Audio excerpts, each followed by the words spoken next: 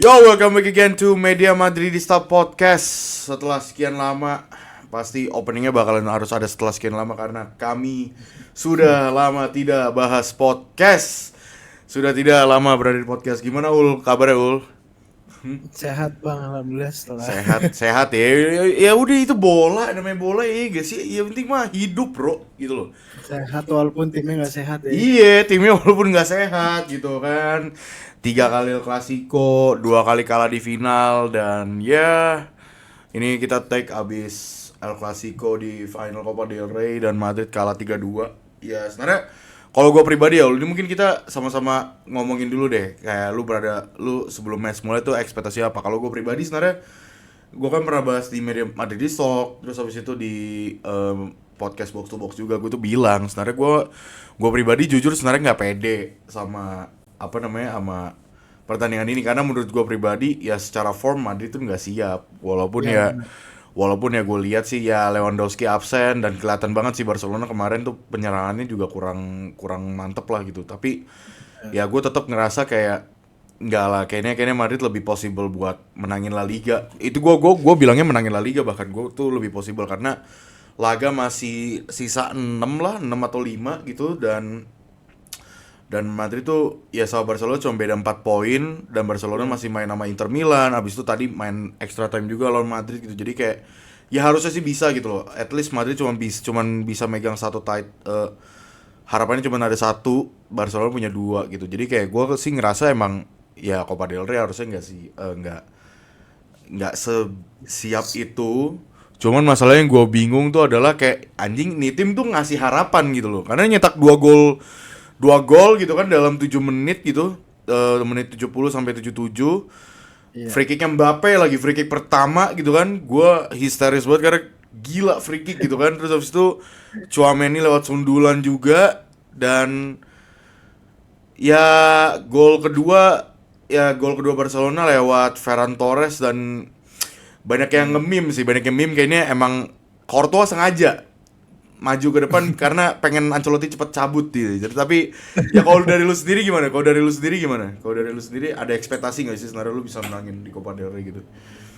Kalau kalau gue sebenarnya ya kalau dari komposisi shots tetap gue tetap kekeh ngerasa ini tim sebenarnya bisa ngelawan tim manapun gitu. Hmm, Cuma ya hmm. balik lagi di Ancelotti sih yang bikin gue jadi ragu sama pertemuan kita sama Barcelona ke belakang gitu. Iya. Terus Barcelona juga biasanya nggak sulit gitu menang 3 kali beruntun lawan Madrid gitu. Iya benar Makanya sih. Madridnya kayak hampir hampir kan cuma kitanya aja lengah emang nggak bisa kill the game sebenarnya itu juga ngaruh gitu. Terus performa Vini yang juga udah mulai nurun Yap, yap, juga yap, yap.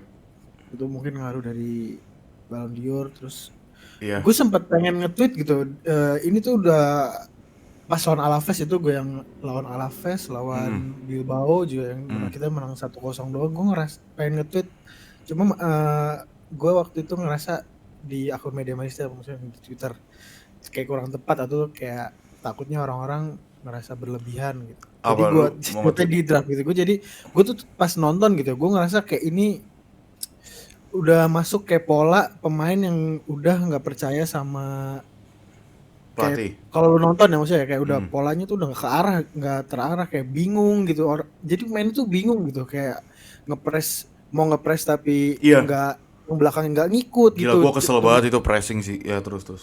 iya terus mau main mid block tapi midnya Gak agak rapih. low gitu Iya. jadi iya nggak rapi terus kayak di tengah tuh ada eh, hole yang kosong ruang Betul, kosong gitu betul. kayak pemain buat nge-shoot kayak golnya Pedri terus yang golnya Konde juga kayak gitu ada ada ruang kosong yang nggak pemain tutup gitu kayak itu kayak menurut yang gue lihat tuh mulai dari Alaves tuh kayak fase ini kayak fase yang biasanya pemain tuh udah frustasi atau udah nggak Iya. percaya lah sama Hmm. ide pemain ide permainan atau strategi si pelatihnya gitu itu Hmm. yang gue rasain yang gue lihat dari karena mereka tuh main kayak kebingungan gitu terus Vini pun di eh, passing ke tengah pun nggak ada orang gitu. Jadi Yap. kayak bola cuma dipassing ke dia terus ya udah lu harus ngebuat bola ini masuk ke gawang lu gitu. Yap. Dia itu nggak mungkin gitu. Kayak yang Courtois bilang gitu, lu nggak mungkin kita harus terus-terusan berharap pemain bisa ngelewatin 3 sampai 4 pemain terus nyetak gol gitu. Itu maksudnya yang Yap. yang jadinya kita jadi ini udah telak banget, udah parah lah menurut gua udah. Makanya ini sebenarnya buka dari awal musim ini, maksudnya gue sempet pernah bilang kan sebenarnya mau juara ataupun ngejuara yang musim lalu harusnya udah cabut. Ancelotti memang UCL kan musim sebelumnya gitu.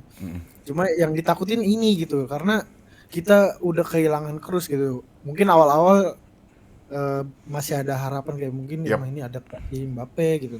Ternyata makin kesini makin nggak nemu, bahkan udah nggak ada solusi Kroos. Betul, gue setuju.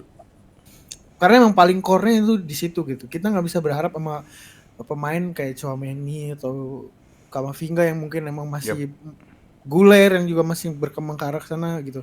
Buat nyari solusi sendiri gitu. Beda gitu sama kayak Kroos atau Casemiro sama Modric yang bertiga. Benzema pun gitu yang udah biasa berpengalaman gitu. Dia udah ngerti gitu apa yang harus tim lakuin atau gue lakuin kalau dalam kondisi kayak gini gitu. Itu tuh nggak bisa dilakuin kalau sama pemain sekarang gitu. Kayak Vini dan lain-lain. Jadinya itu sih sebenarnya yang paling parah di musim ini karena kita nggak ada pemain yang bisa ngerubah kondisi, ngatur permainan atau switch play lebih cepat bola itu. Jadi sebenarnya masalah core-nya gue rasa itu sih, itu yang paling gue rasain sih Bang. Gimana menurut lu? Gue setuju. Maksudnya gue kan ini ya. Ini mungkin nanti mau mengarah ke board. Gue juga penasaran sih soal pendapat lu soal board ya. Gue kan mungkin kalau para pendengar Media Madridista Podcast nih mungkin ada yang baru pada datang, baru pada join. Gue tuh sebenarnya adalah orang yang pro banget sama Ancelotti. Gue tuh pro banget sama Ancelotti dan Raul tuh sebaliknya sebenarnya dari musim lalu gitu kan. Tapi ya menurut gue ya nggak ada masalah, emang perbedaan pendapat kan ya wajar aja gitu kan. Dan tapi gue emang ngerasa di musim ini tuh udah it's time to go buat dia gitu karena pribadi gue ngelihat waktu itu gue sempat bahas analisanya, bahkan gue nge-tweet ya ini sebenarnya analisa ngaco gue, teman gue gak tahu ini valid atau enggak, kalian bisa langsung rangkum sendiri. Gue tuh sempet ngelihat dari fase-fase Ancelotti ini ngelatih di Bayern Munchen, AC Milan, etc lagi gitu. Dia tuh harus punya dua pemain gitu loh. Dua pemain yang vital, dua role pemain yang vital. Yang pertama itu adalah target player, striker target player. Yang kedua itu adalah pemain midfielder yang bisa ngontrol atau ya ngatur serangan ataupun mengontrol pertandingan gitu loh. Nah, di AC Milan mereka punya Pirlo gitu kan. Habis itu strikernya ya you can say banyak banget yang bagus-bagus. Terus habis itu di Bayern Munchen mereka punya Joshua Kimmich gitu, strikernya Lewandowski, bahkan waktu itu juga ya banyak lah gitu kan. Nah, sedangkan di Madrid ya punya Toni Kroos, punya Karim Benzema, dan musim lalu pun punya Joselu gitu. Itu juga baru gua ngerasain kayak musim ini gue baru nggak kayak oh iya bener juga ya, mungkin itu salah satu strikernya Ancelotti, gue setuju. Cuman yang gue keselin adalah kok lu udah dari musim ini di awal-awal musim lu udah tahu nggak ada Kroos gitu kan, dan mungkin Ceballos bakal cedera ya. The chaosnya itu kan pada saat Ceballos cedera sebenarnya. Ceballos cedera ya kan, udah tuh mulai kayak Madrid mainnya ngaco, dikit-dikit passing ke depan gitu loh. Dan kelihatan banget kayak chaosnya di situ. Lu masih nggak menemukan solusinya gitu loh. Itu yang gua keselin sih. Dan maksudnya instruksi lu ngasih ke pemainnya how to press ya. Sebenarnya kita udah bahas dari 3 musim yang lalu. Bahkan lu bilang kalau Ancelotti ini bukan tipikal pelatih yang bisa ngasih instruksi ke pressing gitu kan. Karena emang dia ya udah biarin pemain yang kerja sendiri. Dan makanya waktu pas zaman Benzema ya Benzema emang ngerti how to pressnya gitu loh. Dia ngerti cara nyari. Betul, dia ngerti cara nyari zona pressingnya dan lain-lain. Vini tinggal ngikut apa yang Benzema suruh gitu loh. Nah, di Madrid ini sekarang lu punya Kylian Mbappe yang di mana gue selalu bahas yang soal videonya Enrique gitu kan. Ya, dia nggak ngerti cara how to press gitu loh. Dan pemain Madrid juga pada nggak ngerti gimana caranya pressing gitu loh. Jadi kan yang namanya pressing itu kan harus ngelakuin kolektif gitu loh. Dan gue tuh cukup kesel aja gitu kayak kok lu masih belum ada solusinya, siapa kayak pemain yang harus ini, atau mungkin lu bisa ngasih instruksi ke Tchouaméni yang harusnya lebih bisa berdampak banyak dalam progresi bola karena dia he's a number 6 Iya. gitu kan, harusnya dia yang bisa gitu loh, cuman gak dilakuin gitu loh, dan dia kelihatan lebih struggle. Dan ya maksudnya gue selalu balik lagi ke ya soal ya ini, maksudnya gue bilang ya midfielder Madrid itu di musim ini tuh udah pertama selalu dibebasin sama Ancelotti, dan Ancelotti nggak punya core pemain yang bisa ngelakuin progresi bola dan ngontrol pertandingan. Betul. Tugasnya tuh banyak banget gitu loh. Ya Valverde itu lebih gila lagi tuh. Untung aja dia nggak cedera panjang sih. Maksud gue kayak kemarin pakai painkiller sih. Iya. Cuman ya mesti ngurusin posisi right back-nya gitu kan. Terus habis itu mesti distribusi bola, mesti recovery bola gitu loh. Nah itu midfielder Madrid Iya. itu terlalu banyak tugasnya, jobnya tuh terlalu banyak gitu loh. Nah itu yang menurut gue bisa dikritik ke Ancelotti, kok lu malah membebankan midfielder lu. Dan itu yang ngebuat Madrid itu gampang banget diekspos di tengah gitu loh.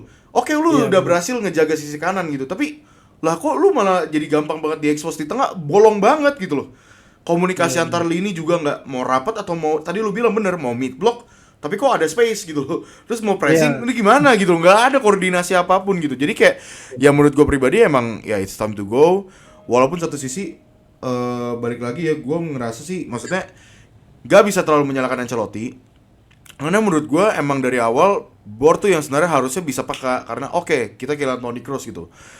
Terus kayak Iya. right back udah dari 3 musim gitu kan selalu dimintain, dan akhirnya itu salah satu core-nya juga loh. Carvalho itu salah satu core gitu kan. Carvalho Iya, akhirnya bener. cedera gitu Bener. loh.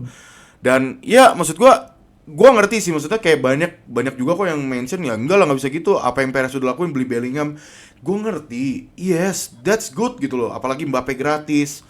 Cuma maksud gue tuh kayak ada hal yang lebih penting ini buat kesenjangan ke depan-depannya gitu, dan banyak yang bilang ya Perez tuh udah semakin nyaman gara-gara ya udah dengan skuad seadanya kita masih menangin trofi UEFA Champions League tahun lalu gitu loh. Jadi kayak gue ngerasa ya nggak bisa kayak gitu, yang namanya sekarang apalagi format baru. Itu sih yang maksud gue kritik tuh adalah kalau misalnya musim ini nggak format baru UCL dan nggak 7 kompetisi, gue masih ngerasa kayak oh ya udah fine fine aja gitu, nggak ada masalah menurut gue.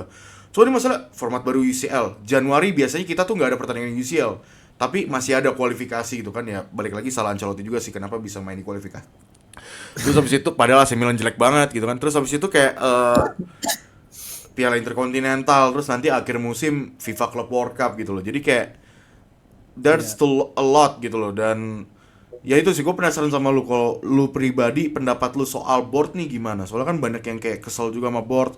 Ancelotti juga patut disalahkan gitu. Tapi kalau menurut lu soal board tuh gimana? Iya, iya, gue ngerti.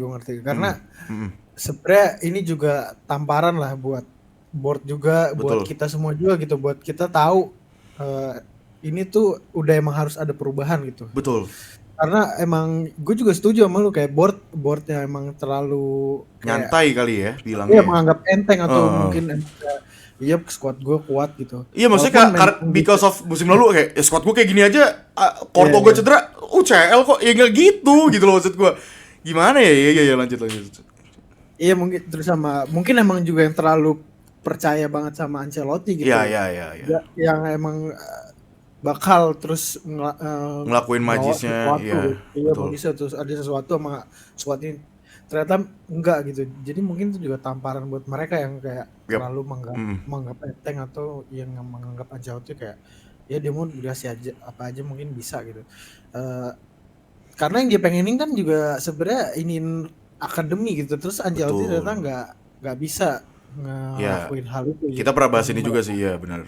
iya makanya itu juga jadi kayak kesalahan board juga kalau lu emang Ah, mau kalau udah kelihatan gitu di paruh musim gitu ya minimal Desember lah, kalau udah parah atau dia emang nggak bisa ya udah diganti gitu betul. secepatnya gitu kalau misalnya emang lu mau ada perubahan gitu. Cuma kalau emang lu maunya nanti sekaligus di 2025 ya udah gitu kayak eh, secepatnya juga gitu. Jangan kayak sekarang pun ngomongnya gitu. Kemarin tuh sempet ini loh, kalau misalnya tersingkir dari Arsenal bakal ada pemecatan secepatnya gitu. Hmm. Terus itu kan noise dari dalam klub udah pasti gitu. Itu Iya.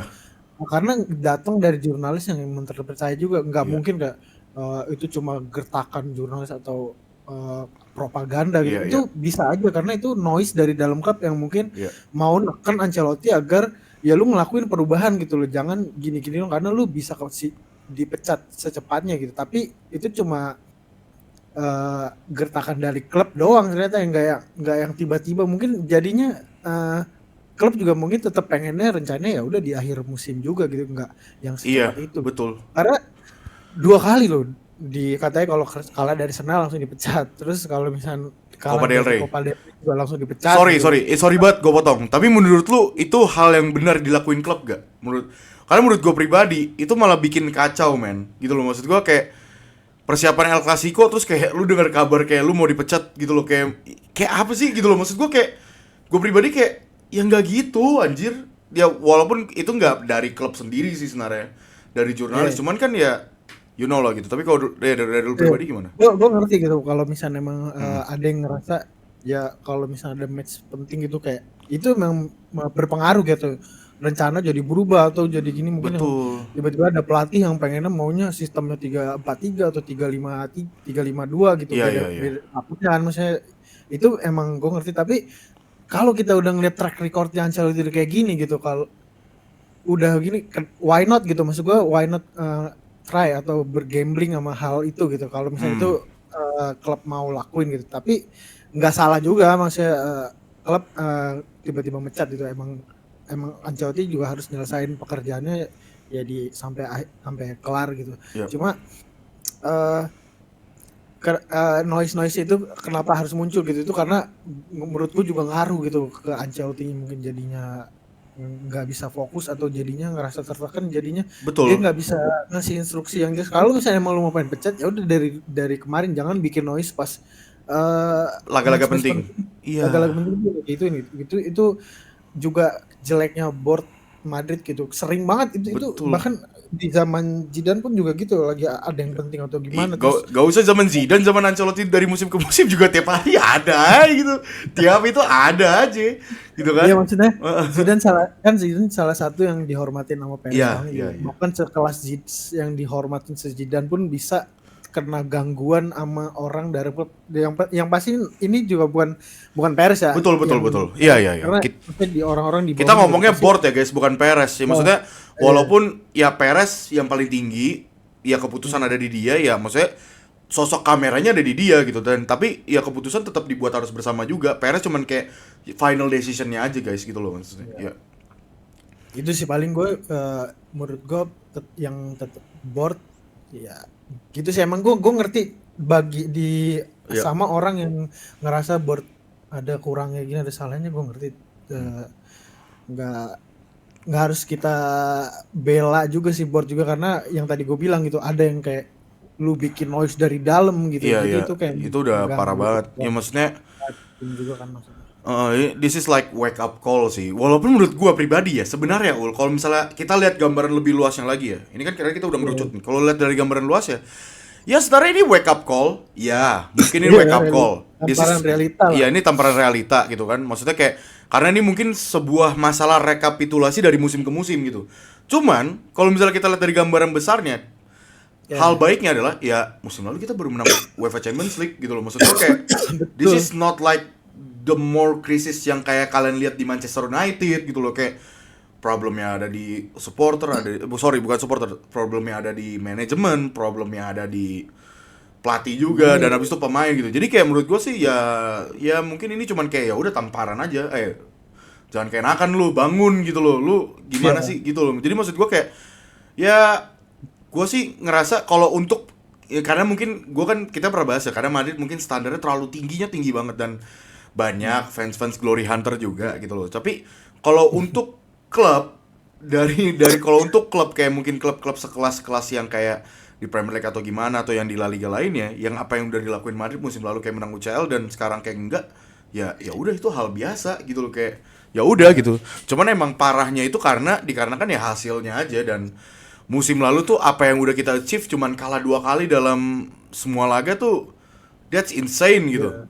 Walaupun laga pertama itu ya walaupun satu Copa del Rey, satu di La Liga gitu kan, tapi kayak ya that's insane gitu apa yang dilakuin gitu. Jadi kayak ya itu aja sih. Tapi kalau dari gue mau nanya sama lu nih. Tapi gimana ya? Menurut lu kita perlu bahas ini gak sih, kayak maksudnya ini kan tadi katanya dari Sky Sports ya. Gue nggak tahu nih, Sky Sports bilang katanya hari Minggu depan, hari Minggu katanya. Minggu hari ini aja. Atau minggu depan ya? Pekan Gue depan. kurang tahu, kayak minggu depan. Itu pekan depan itu. Iya, katanya Carlo Ancelotti mau dipecat. Nah, menurut lu kita perlu bahas pesan-pesan terakhir kayak thank you for Ancelotti ini di episode ini atau episode selanjutnya menurut lu? Nggak apa? Gak, kalau tadi di episode nanti aja lah. Selanjutnya aja ya, selanjutnya aja. Nah, nanti berarti Tapi buat kalau misalkan gue ngasih komentar berita ini, gue rasa enggak sih. kayaknya nggak mungkin minggu depan. Gue juga ngerasa kayak agak gimana ya, agak gambling sih. Maksudnya gue nggak bilang kalau pelatih yang interimnya ini mungkin ya udah mereka bisa works. Maksudnya gue nggak bilang pelatih interim ini bakal jadi jelek, enggak juga, karena nggak ada yang tahu gitu loh. Mungkin pelatih interim malah bisa ngasih efek positif juga, cuman agak riskan aja sih. Maksudnya kan kayak Ancelotti lebih tahu tentang pemain-pemainnya ya, walaupun kelihatan kemarin pada exhausted banget, gila itu gue ngeliat. Chouameni gue nggak pernah di musim ini, gue nggak pernah ngelihat Chouameni itu kemarin bawa bola dribbling ke depan apa segala rupa, tabrak sana sini. Gue nggak pernah ngelihat dia kayak gitu. Kelihatan emang dia mau menangin laga itu juga gitu kan. Cuman ya maksud gue kayak ya udah ya, nice Yang try. paling gila Valverde sih. Nggak, Valverde itu udah bukan gila lagi, dia dewa anjing. Itu udah Gue gak kebayang sih capeknya. Soalnya pasti itu lah. pemain kayak Yamal pun capeknya tuh kelihatan gitu. Betul. Ini tuh udah nggak kuat kakinya, bahkan udah Betul. karam lebih dulu kan. Betul. Tapi Valverde tuh buset, itu pemain Jude pun juga gitu. Kalau Jude capek juga, tuh dia Jude nunggu demikian. gitu. Iya. Kayak ngosan ngap gitu. Nah, iya. Valverde enggak, kayak Betul. lari mulu gitu. Gue setuju sih. Maksudnya kemarin tuh gue pribadi ngerasa kayak every player Capek semua doing ya. their job dan emang Iya. capek. Cuman gue nggak terima di babak pertama.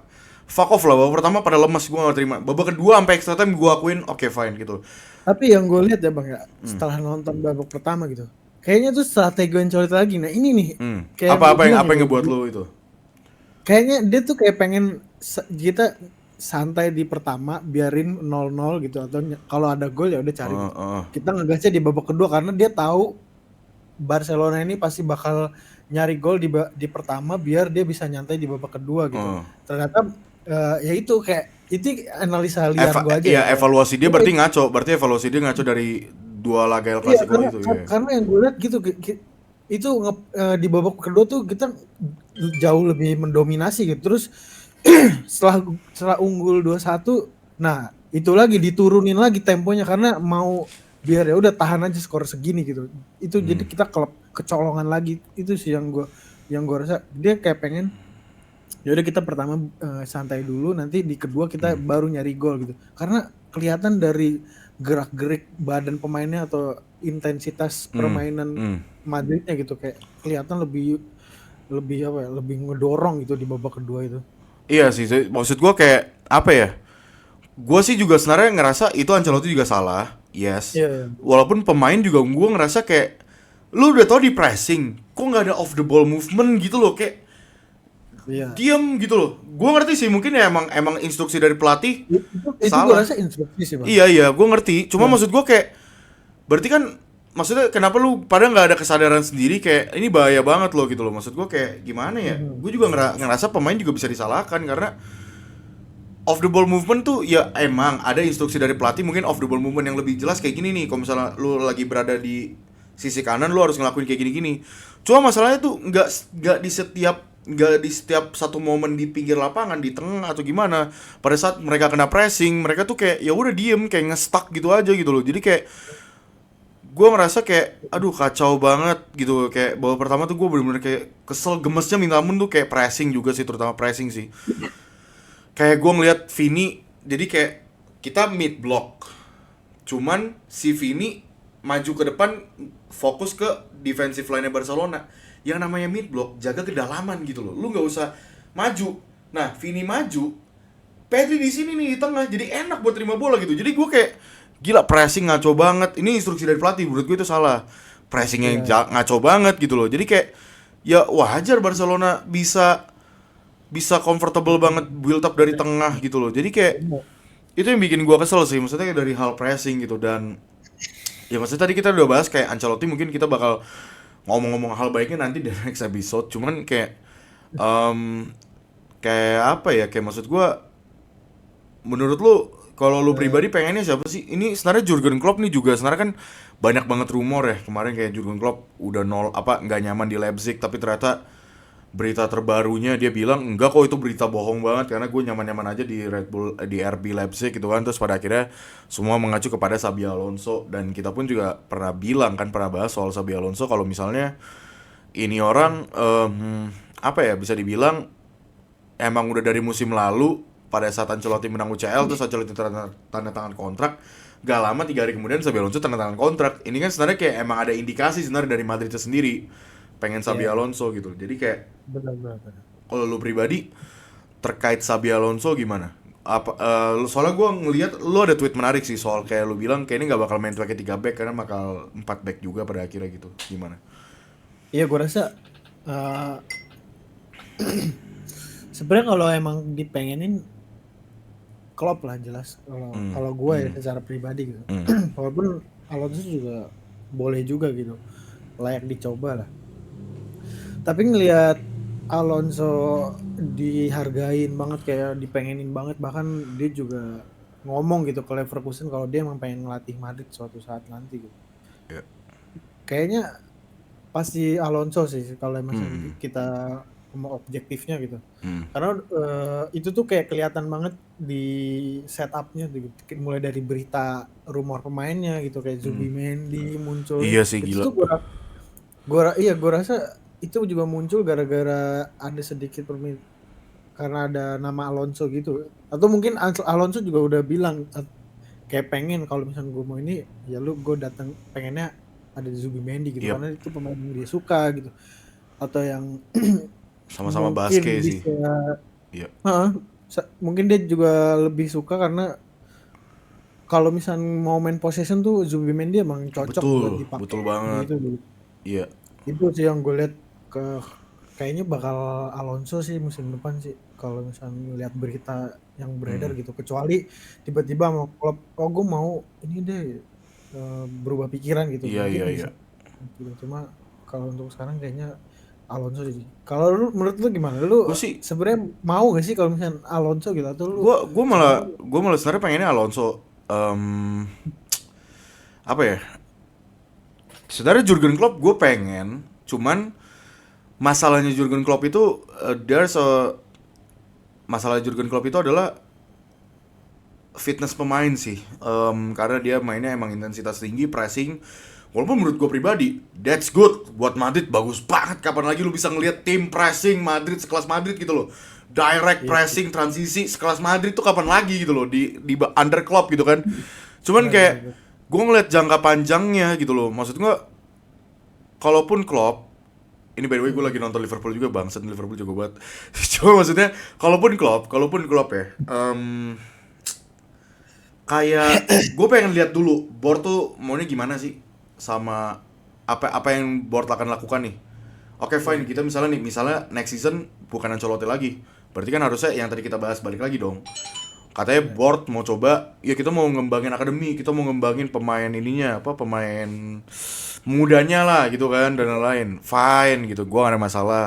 Cuman gue pengen tahu nih, kalau misalnya musim depan pelatihnya siapa deh. Misal Xabi Alonso setahu gue sih emang dia tuh demen banget pemain muda. Bahkan dia kan Iya. mulainya dari akademi-akademi Real Madrid sama Sociedad juga kan. Sociedad. Iya. Iya. Terus habis itu kayak ya di Leverkusen juga nunjukin juga. Terus habis itu ya Jurgen Klopp apalagi nggak usah ditanya gitu kan. Iya. Jadi kayak maksud gue, kalaupun emang, ya gue pengen lihat dulu nih board bener-bener walk the talk gak gitu loh. Bener-bener apa yang dia bilang gak. Ya gue pemain muda gitu. Jadi bukan kayak seakan-akan ya udah beli gitu atau gimana gitu, karena kan kita ketahui kan ya Ancelotti dengan Perez, kita udah pernah bahas juga ya, punya visi misi yang berbeda kan, yang dimana Ancelotti pengennya pemain karena lu nge-pressure gue, ya gue maunya kayak gini gitu. Cuman ya kalau lu nggak ngasih, ya udah gue tetap profesional apa adanya gitu kan. Iya. Sedangkan board dia Perez sebenarnya sih, pengennya ya pengen ningkatin akademi Madrid lebih bagus dan ini gitu. Jadi kayak ya gue pengen lihat ke depannya. Cuman kalau gue pribadi pengennya Xabi Alonso karena menurut gue, dibilang nanti formasi 3-5-2, 4-4-2 gitu loh, atau 4-3-3. Kalau menurut gua formasi itu tuh cuman kayak gambaran ini aja sih guys, kayak gambaran kayak sebuah ya udah persiapan Tas aja. aja. Ya ya kayak itu kayak bener kayak lu bilang tadi, kayak apa sih bahasanya, kayak apa, Sebenarnya kayak dia formalitas aja. ya, Tapi pada formalitas. pada akhirnya pada saat nanti megang bola mungkin jadi 4-3-3, pada saat nanti defense jadi ini. Ya musim lalu kan 4-4-2, tapi pada saat megang bola 4-4-2 diamond, malah nggak juga 4-4-2 diamond, jadi 3-5 bahkan gitu loh di depan gitu. Jadi kayak ya formasi itu cuman kayak sebatas itu aja sih. Maksudnya sebatas kayak formalitas, bener. Pada saat di lapangannya apa yang bisa dilakuin pelatih di lapangan, itu yang menurut gua yang jadi pertanyaan gitu. Reaksinya seperti apa? Dan Betul. kalau Xabi Alonso yang gue lihat, nilai plusnya itu adalah pemposisian pemain tuh bakal lebih rapih gitu loh. Karena menurut gue Madrid di musim ini posisi pemainnya terlalu dibebasin, terlalu liar banget sama si Ancelotti gitu. Iya, iya. Dan gue ngerasa kayaknya Xabi Alonso nggak terlalu butuh pemain yang mungkin punya orkestra kayak Toni Kroos atau apa gitu, karena ya mereka punya Saka, satu lagi itu Palacios atau siapa gitu ya. Itu bukan pemain yang memang punya teknik passing di atas rata-rata, karena kan yang paling utama di taktik dia itu adalah bukan pemain yang bisa ngontrol, tapi pemposisian pemain gitu. Nyari posisi, tight space, nyari-nyari kantong-kantong kecil tight space-nya itu. Nah, itu yang gue pengen lihat tuh nanti ke depan itu kayak, wah, Mbappe, Bellingham, Vini, Rodrigo tuh bakal kayak gimana nih kalau misalnya dipegang Alonso. Karena Iya. ngisi-ngisi space-space kecil kosong gitu yang dijaga sama lawan. Karena itu yang Madrid gak lakuin di musim ini gitu loh. Ancelotti terlalu kayak sayap sentris, terus habis itu udah ke tengah passing sideways, crossing, udah tau nggak ada focal point gitu. Jadi kayak ya itu sih Terus menurut gua kayak itu kalau ya. yang semalam, sorry gue potong. Yap, Yang semalam tuh mainnya ke Liga 1 loh itu. asli kacau banget. Kok kiper juang ke depan, jadi kayak berharap bola liar, bola di Iya, luar. bola si Konde gagal nyundul, dapat Iya, dapat second ball. itu Iya. Iya, jelek. iya. Itu cuma Gua jelek gua gua banget. gua akuin karena kayak anjing, sorry. Gue lagi nonton. McAllister golnya keren. Ya, calon pemain Madrid kan nih. Cuma maksud gua kayak gila. Maksudnya kayak itu ada satu momen di mana Konde gagal, Vini dapat langsung ya buru-buru. Cuman ngincar itu. Gimana caranya nyampe bola ke depan, kita ngambil second ball. Itu pun ngambil second ballnya aja pemain Madrid. Itu pasti nggak dikasih instruksi dari pelatih. Ngaco gitu loh. Barcelona selalu dapat bola sundulan pas ke pemain yang nggak ada yang nge-press gitu loh. Nah, kalau misalnya punya pelatih yang bisa ngelakuin pressing, Xabi Alonso menurutku bisa ngelakuin pressing, cuman mungkin gak seagresif Klopp ya. Iya, benar. Gak Tapi seagresif kayaknya Klopp lah. counter press-nya boleh deh. Lebih efektif, lebih Iya, iya. rapi juga. Betul. Kalau Karena misalnya Ancelotti tuh kayak gak jelas gitu. Kayak yang itu loh, yang Yamal gol pertama itu yang asis Pedri, gol Yamal. Gol Pedri. iya, Jadi iya. ngurubungin Yamal tapi malah ngasih ruang juga kan gimana gitu. Jadi kalau Itu kalau gue ngerasa itu juga salah pemain, karena si siapa ya? Gue lupa strikernya yang pokoknya. datang oh, Gue lupa pokoknya di dalam kotak penalti tuh semua defensive line Madrid tuh dalam kotak penalti. Fran Garcia jaga Yamal. Tchouaméni ada apa? ikutan masuk, padahal di situ udah ada Rudiger gitu loh. Harusnya Tchouaméni Itu tuh, ada sama ini ya. nah si Dani Olmo tuh bikin gerakan ke sayap ke Yamal buat mancing Valverde sama Ceballos kalau nggak salah deh. Itu kosong, kepancing. Ya maksudnya itu ada kesalahan dari pemain menurut gua pribadi ya. Maksudnya kayak itu ada kesalahan dari pemain karena mereka nggak aware. Itu transisi cepat juga gitu loh. Dan emang bisa disalahin ke pelatih juga karena musim ini Madrid kalau kena transisi kayak gitu jelek banget defensive rush-nya. Komunikasinya nggak ada gitu loh. Jadi kayak berantakan banget gitu loh. Jadi kayak gila gitu loh. Jadi nah, itulah mungkin yang ngebuat gua kalau misalnya kayak Xabi Alonso gitu. Kayak bola-bola kayak tadi ke depan. Pemain udah ready nih. Oke, ini pasti bola bakal nyundul ke sini. Gua langsung pressing ke pemain yang bakal dipassing gitu loh. Itu kemarin nggak dilakuin sama Ancelotti gitu loh. Konde nyundul, Pedri selalu dapat. Konde nyundul dikit-dikit, Frankie De Jong dapat. Inigo nyundul dapat. Ya second ball-nya mana, pressing-nya mana, nggak ada gitu kan. Itu yang bisa dikritik dari Ancelotti, pressing gitu. Karena sayang aja sih gitu loh. Walaupun ya mungkin satu sisi gue ngerasa waktu itu kalau nggak salah lu pernah nge-tweet, gue lupa nge-tweet di mana. Gue setuju sih, banyak pemain yang kelihatan capek banget. Balik lagi ke dalaman squad itu satu. Yang kedua, ini jadwal bola makin gak ngotak anjing gitu loh. Gua ngerasa lu tadi bilang juga kan Vinicius turun nih. Media Madridista ngomong Vinicius turun ya. Kita media Vini nih ya. Vinicius turun. Walaupun nih kalau agak biasnya kita, ya memang karena sebelum musim mulai dia udah ngelakuin laga di Copa America. Terus habis itu cuman istirahat seminggu, habis itu main lagi gitu kan di UEFA Super Cup gitu kan. Jadi kayak capek semua gitu loh. Emang pada ngedown gitu. Gua tahu guys, gua tahu nih sebelum kalian kritik gua tahu. Semua klub juga ngerasain hal yang sama kok. Gua ngerti. Tapi apa semua klub main 7 kompetisi? Itu aja sih gitu loh.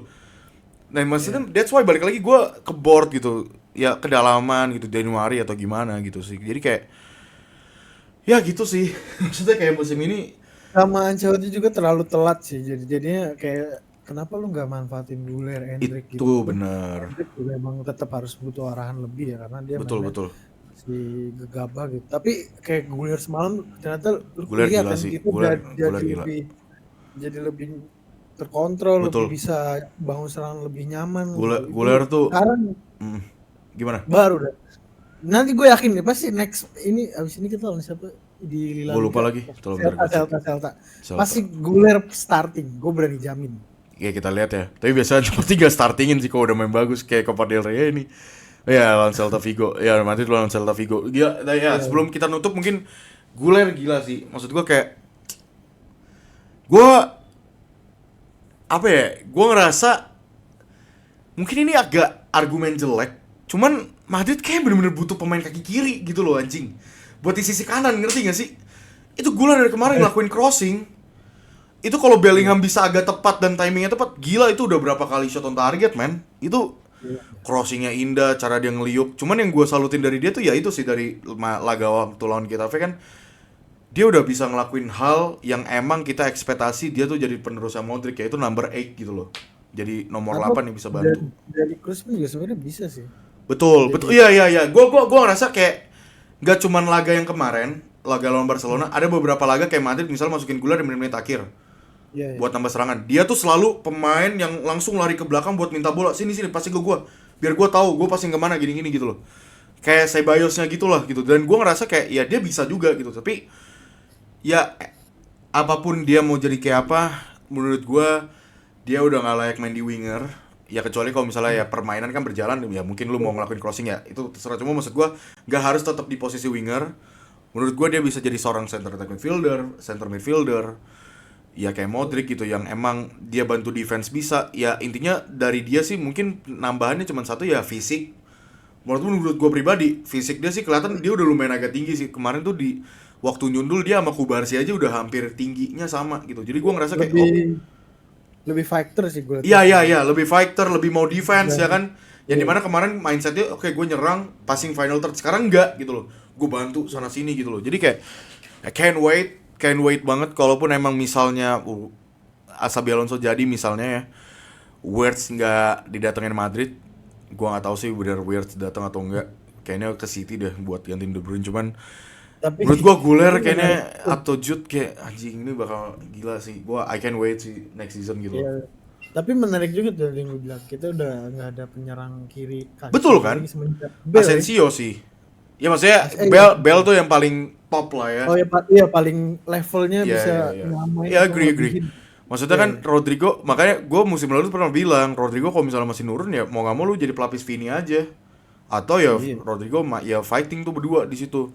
Dan di kanannya kaki kiri gitu loh. Karena lebih enak, ya lebih diunggulkan aja sih lebih tepatnya karena lu kalau di posisi kanan dengan kaki kiri, lu lebih diuntungkan buat cut inside, crossing direct gitu loh. Dibanding kaki kanan gitu. Karena Tapi kalau gue mau hmm, sorry gue apa enggak apa? gue mau ngebahas Brahim sedikit nih sama Boleh, sebelum boleh. kita closing. Gas. Gue ngeliat eh di paruh musim kedua ya, bukan yang Heeh. sebelum Januari. Di di paruh kedua menurut gue dia jauh lebih menurun, bahkan nggak Iya. yang gimana gitu, kayak jadi malah ngehancurin ritme permainan gitu yang gue lihat ya. Iya. Karena gue juga berharap lebih banget loh nih orang kalau kalau misalnya dia jadi pengganti bisa ngelakuin hal-hal yang memang pemain starter nggak lakuin gitu, Yap, kayak yap. ngebuka keran gol misalnya atau ngasih asis gitu. Tapi semalam itu ngerusak ritme banget sih semalam Brutal Barcelona sih itu. ya. Bahkan musim match-match sebelumnya juga gitu. Dia cuma lari-lari gitu dong Iya. yang nge-shootnya oke, berani shoot gitu maksudnya. Tapi nggak bisa ngasih kontribusi yang signifikan gitu. Yep. Semalam tuh gue lihat dia tuh game apa ya? Ada dua peluang dia bisa ngasih passing ke Guler gitu. Yang jangan yang pertama deh yang dia nge-shootnya tapi melencong ke sebelah kanan gitu. Yang lari udah dikerubungin dua back Barca, itu Guler di sebelah kanan lari loh sendirian. Dia malah passingnya ke Mbappe. Itu ini nih orang gue ini visionnya kemana gitu, Iya, tumben iya. banget nih malah malah jadi kayak begini. Itu Betul, betul. menurut gua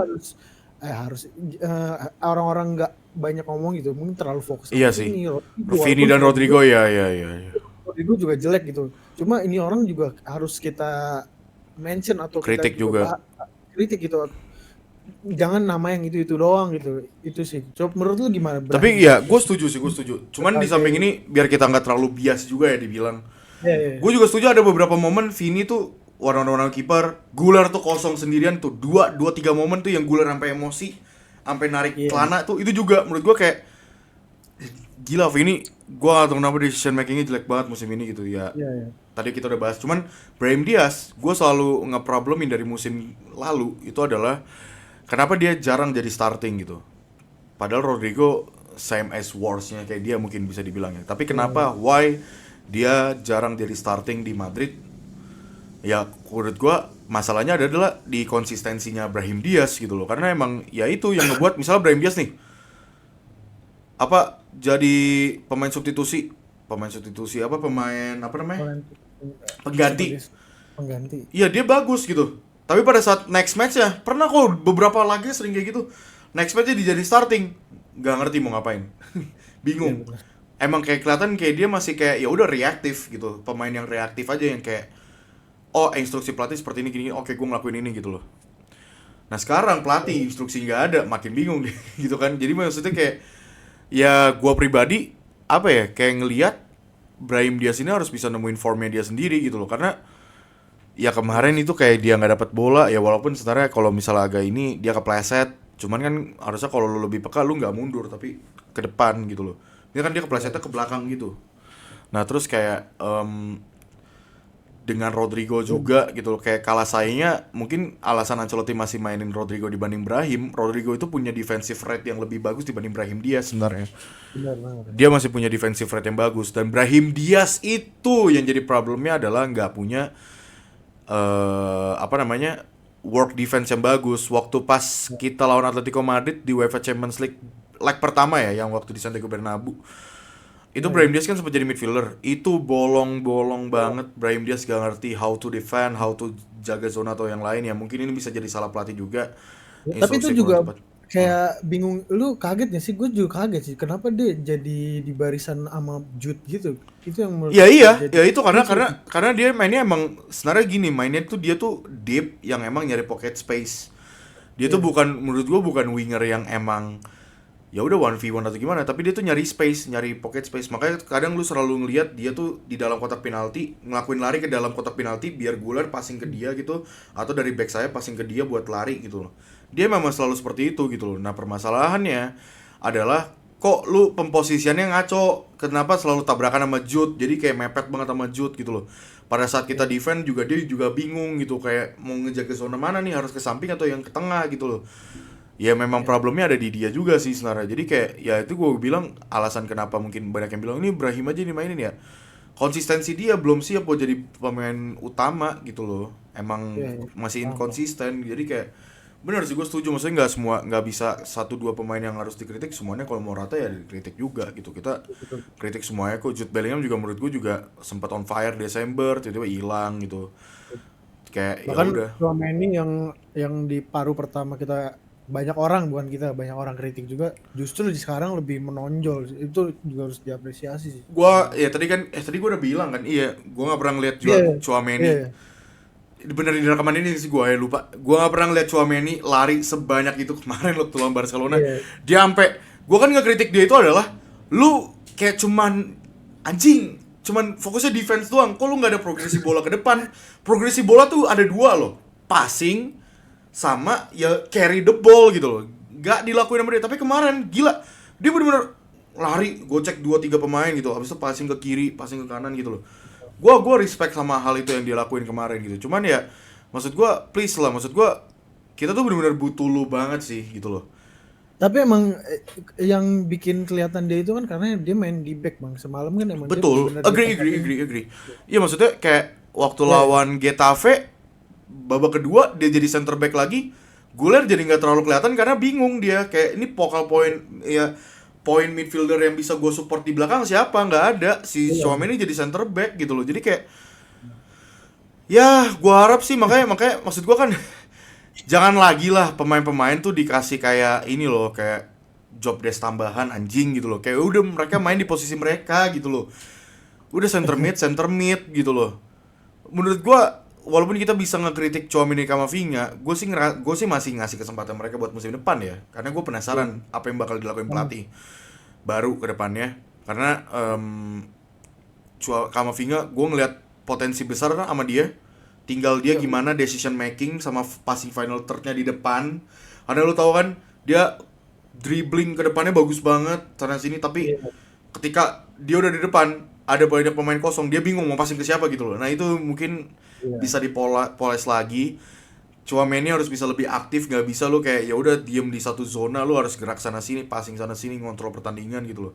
Ya walaupun kalau mau kita agak ngebantu Tchouaméni gitu ya itu karena dia mungkin terlalu banyak di center back juga. Jadi kayak ya gue harap ke depannya tuh nggak ada pemain-pemain yang harus nambel. Ya maksudnya pemain nambel di saat match-match yang memang harus diperlukan gitu. Jadi kayak bukan yang kayak misalnya lawan Getafe tapi back kanannya kok Valverde gitu loh. Maksud gue kayak aduh apa sih bro gitu loh maksud gue. Ya itu aja sih. Next episode kita bakalan bahas soal kayak banyak the worst player, the best player of the season. Habis itu kata-kata manis untuk Ancelotti. Pelatih selanjutnya mungkin kita bahas dikit, sama mungkin ya apa namanya? Ya bahas dikit tentang transfer pemain, terutama Trent Alexander-Arnold, apakah itu bagus atau enggak buat Madrid. Jadi ya ditunggu episode selanjutnya. Ada mungkin lu ada mau nambahin apa lu enggak? Enggak, karena kalau diterusin bakal panjang banget. Bakal panjang banget, bener ngomongin. Ya sebenarnya gue agak gimana ya, ini gak bisa dibilang seneng sih. Karena musim lalu kita dikit banget bahas Madrid karena emang mainnya bagus. Maksudnya kayak ya menang terus gitu loh. Dan sekarang terlalu banyak problem. Mau ngomong apa bingung. Iya, terlalu banyak problem gitu kan. Jadi kayak ya begitulah. Ya mungkin itu aja dari Media Madridista. Jangan lupa untuk komen, like, dan subscribe, dan juga share ke teman-teman kalian yang fans Madrid, bahkan fans Barcelona juga silahkan kesini juga nggak apa-apa, dan bantu kita. Banyak fans Barca justru di sini. Iya, pasti gara-gara kalah kemarin Pak. Gue udah yakin pasti komen-komen kayak iya makan tuh 1-5 UCL gini-gini, ya udah biasa lah gitu. Cuman ya buat kalian yang lagi pada suntuk ya udah, namanya hidup gitu kan. Madrid jelek ya udah, gak usah terlalu diinin banget lah gitu kan ya. Itu aja mungkin dari kita. Jadi jangan lupa untuk komen, like, dan subscribe, and see you guys there, and goodbye.